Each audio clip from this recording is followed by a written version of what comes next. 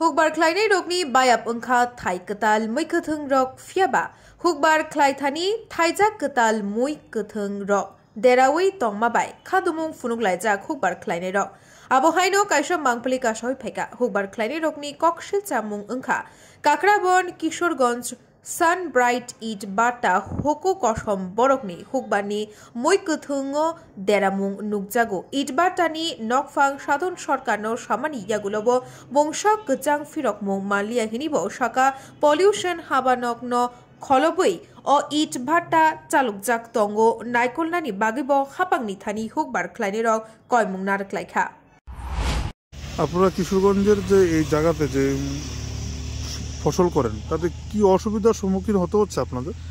এই তো ওখানে যে বাট্টা সিজন এসেছে, দেখুন এই বাট্টার চিমড়ি যে বাট্টা মানে ছোটো হওয়ার কারণে এই সব কালি দেখুন ক্ষেতের মতো পড়ে, দেখেন জলের মধ্যে কীভাবে কালি বাচ্ছে।